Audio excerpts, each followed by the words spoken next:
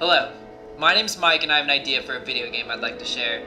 Now just to be clear, this isn't some Java Flash game or a free to download type game. This is your 20 gigs to install, pre-order before it's sold out, or you're gonna feel left out type game. I've spent a good amount of 3 years turning Gridrunner from a scrappy idea to a complete and solid game concept, and I'm asking you to take a little bit of time to hear a true gamer's idea of his perfect video game. So what is Gridrunner? It's a sci-fi MOBA, plays just like its MOBA predecessors, only it's based in the future. Gridrunner's faction-based, 3 factions, each sharing a third of 99 release date combatants, or heroes. Gridrunner has a ton of content. It's pretty much the Mount Everest of game progression.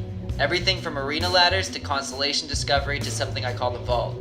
Gridrunner has a very unique and defined style of camera and player control. There's an old Halo-like game for the Nintendo 64 called Jet Force Gemini that had a very intelligent camera concept. Whenever your hero would enter combat, they would gain a level of transparency. This let the player enjoy that smooth third-person control without all that fuss about not seeing where you're aiming. This concept will be in combination with a camera idea I have. The camera will appropriately move depending on the situation, so if you're using an ability which requires long-range aiming, or there's an enemy a couple feet behind you, your camera will automatically back up to assist in vision. Or if you're casting an ability that affects things directly around you, your camera will hover over you, giving you a bird's eye perspective. So let's say you're Fonzie, the fire mage, and you run into an enemy derp. First you're going to gain that transparency, then you just move your crosshair near them, and they're targeted. Red targeting means your attacks will successfully land on them. Blue targeting means that your enemy is out of range. Pressing an ability that requires a target area will slightly rearrange your controls, so you can use your mouse to select the targeted area. Holding Alt when selecting an ability will create a hologram of what the ability will look like if activated, giving you an idea of what to expect. And for targeted spells like Fireball, it's as easy as press, click, and boom. The Gridrunner universe is gritty and realistic, and it needs to have the ability to drag players into its world.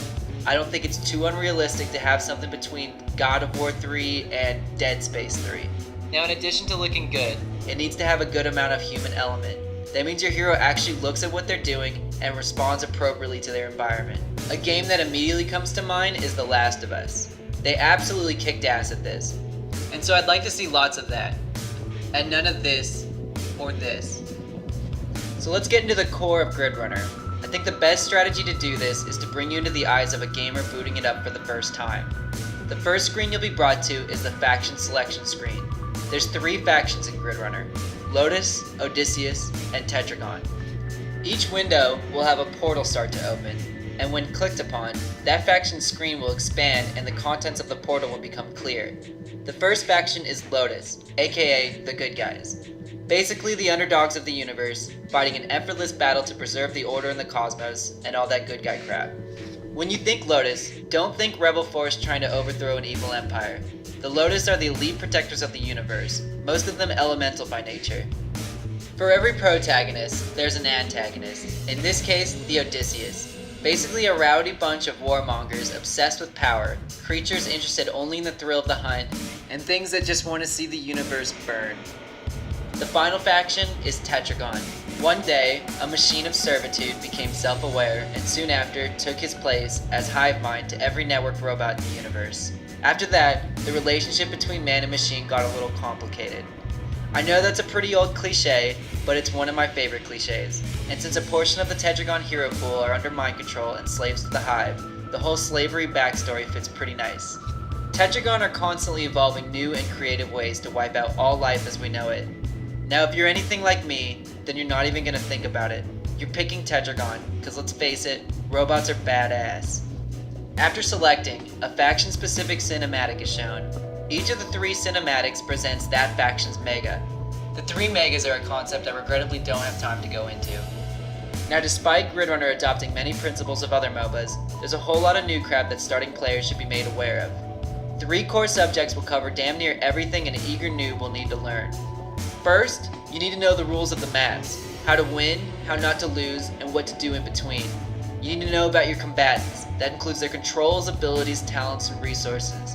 And finally, a player must be aware of the stats and ability types of the game, what they mean, how to obtain them through items, and what stats are best for you. Before connecting to a Gridrunner online game, you'll first be made to select what planet or planets you want to play. So the first screen you'll see is the Planetary Conquest screen. Here we see the known universe, divided against each other, each with 3 maps. Each faction contains one 3v3, 4v4, and 5v5 map, meaning you'll have 3 maps for each team size and 3 maps for each faction, a total of 9 playable maps. As I stated before, you'll learn that the basic rules and principles of a Gridrunner game are very similar to other MOBA games, but there are certain aspects of the game that are greatly different. The first and most radical change is something MOBA players refer to as snowballing. This is when a player or a team takes an early advantage and turns it into an insurmountable lead, causing games to become very much one-sided. On Gridrunner, however, the advantages from kills and objectives are much more immediate. This means that in order to win, you have to use these advantages to quickly slingshot your team to victory. And because of how easy it is to counter your opponents on Gridrunner, you'll find that turning your lead into a victory can be just as difficult as gaining the lead in the first place. A great example of this is your team's minion waves. Minion waves refer to your team's soldiers who help push your way to victory. Normally you'll spawn tier 1 minions, which will include 3 ranged soldiers and a tank. Each faction will have different and unique looking minion waves, but value-wise they'll be identical. In order to gain stronger minion waves, an objective must be taken, such as getting kills, taking down enemy defense nodes, or killing the map's neutral boss. So let's say you're playing on the map's top lane, and you're getting pressured strongly by your lane opponent, and he's about to take your first defense node. Well, happy day, because your ally in the bottom lane just scored a kill. This means all lanes on your side of the map will spawn a wave of tier 2 minions, which is almost never a good thing if you're on the opposing force. Not only will that kill at bottom lane give you some breathing room for protecting your defense node, but it'll disrupt the stalemate that's going down in the middle lane. If your ally had scored 2 kills, your next 2 waves will be upgraded minions. If your team takes down a defense node or the map boss, you get a wave of tier 3 minions. Just like other MOBAs, there will be shaded paths in between each lane, and camps of neutral monsters within these paths. It's very viable to have a jungler on your team. The jungler will concentrate on taking down neutral monster camps and assist lanes where they need it. But because of the high difficulty of the monster camps, you need to pick a combatant who can handle himself. In addition to having varying team sizes for each map, all 3 factions have their own unique defense systems on the map's defense nodes.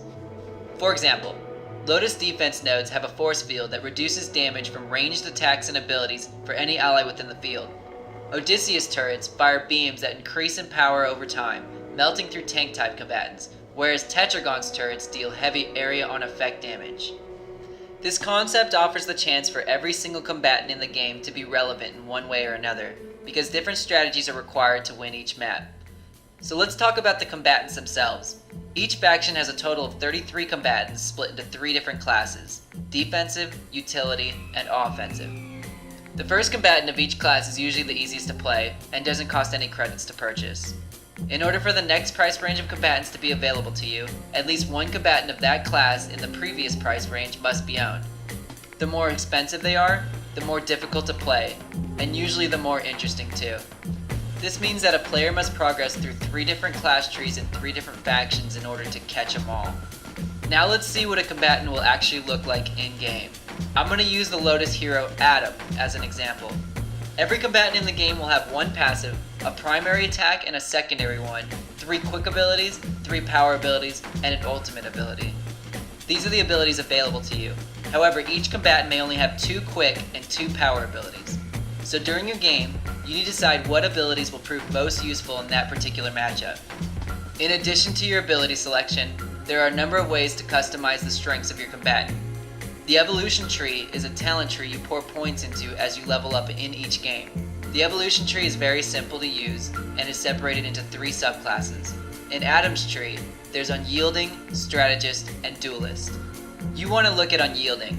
Once selected, there are a total of 5 talents or evolutions in this subclass that will offer bonus stats or ability upgrades. And just like every other talent tree in the RPG world, you start from the bottom and you work your way up to the goods.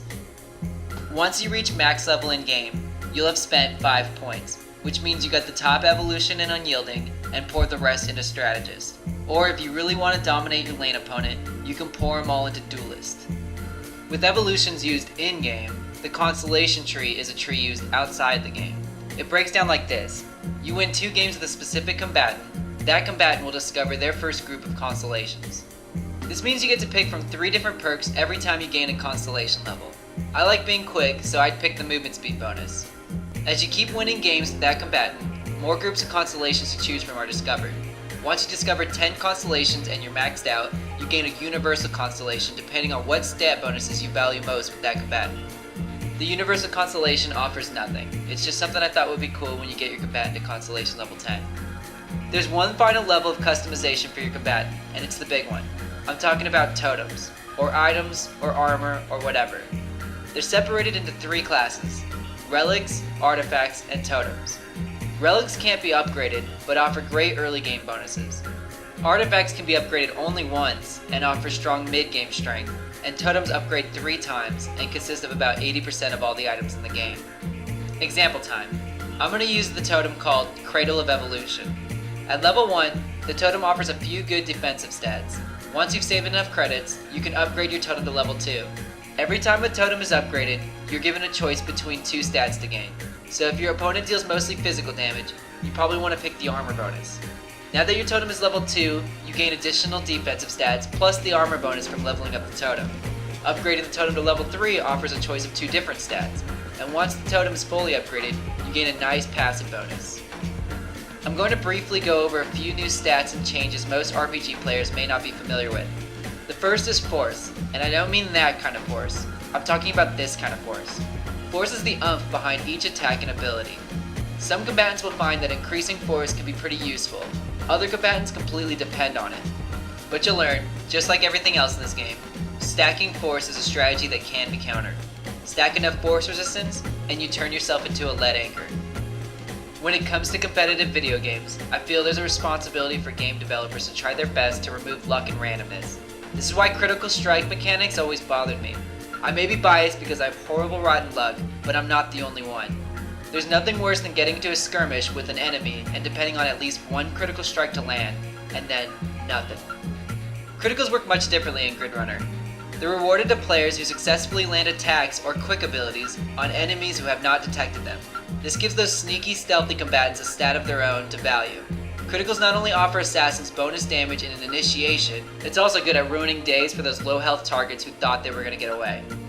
Last thing I'm covering is energy.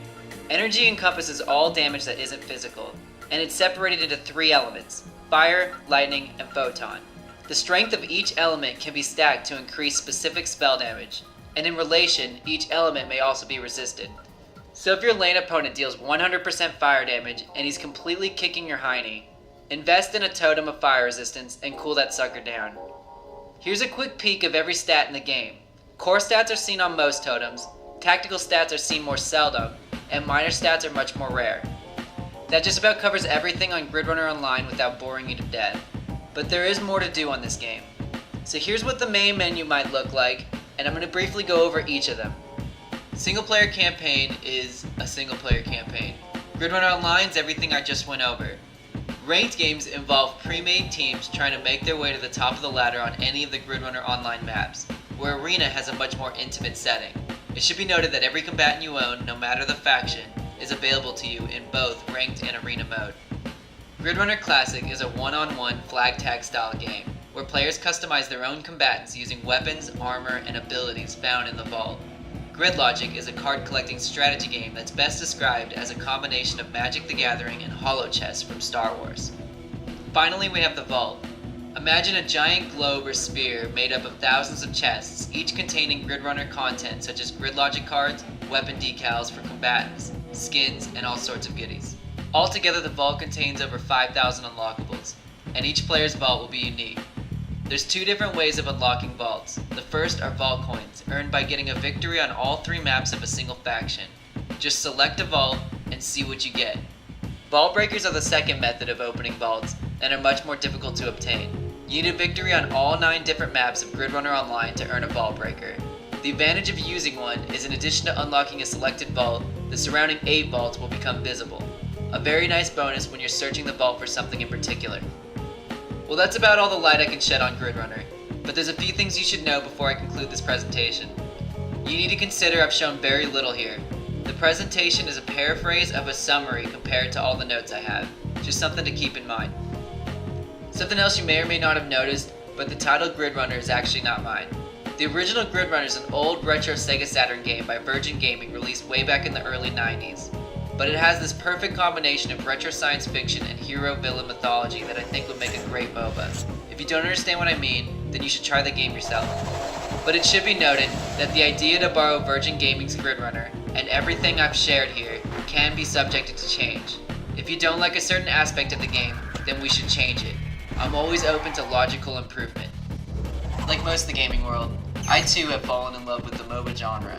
It's turned the competitive gaming scene on its ass, and for the first time ever, people are taking the word esports pretty serious, and I think that's awesome.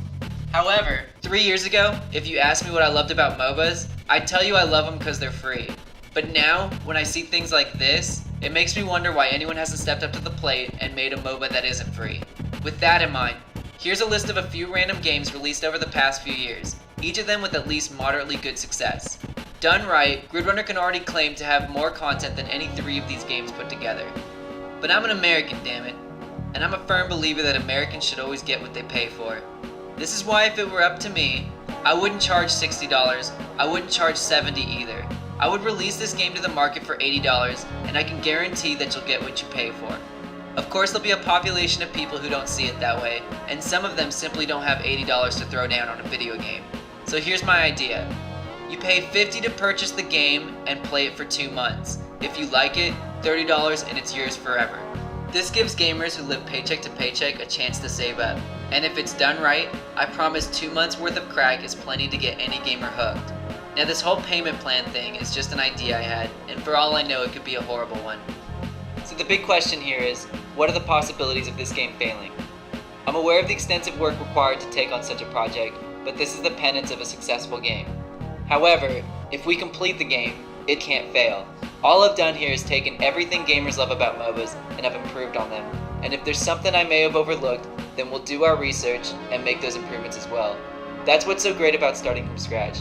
We can make all the changes people want to see in MOBAs. My intentions here are not to make another clone of the MOBA genre, but to instead move it forward. Now after watching everything I've shown you here, and you still don't feel the game is right for you, then please consider this presentation a sort of personal resume. I've always had a very creative mind, and ever since I was 5 years old, I've wanted to be in the game making business. I've got more imagination in my big toe than most people have altogether, so if there's room for creativity, I could be a very valuable addition to your staff. But if you're the slightest bit curious about Grid Runner, then please contact me for any questions. I didn't spend all this time to just get a job, I did it because I want to make a great game. I'd like to thank you deeply for taking the time to watch this presentation, and I'd like to close with this small video clip.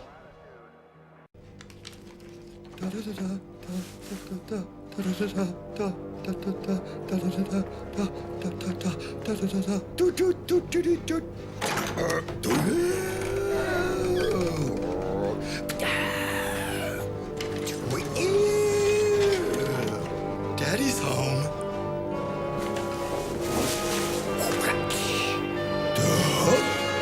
Ka-ching! Da-da-da-da!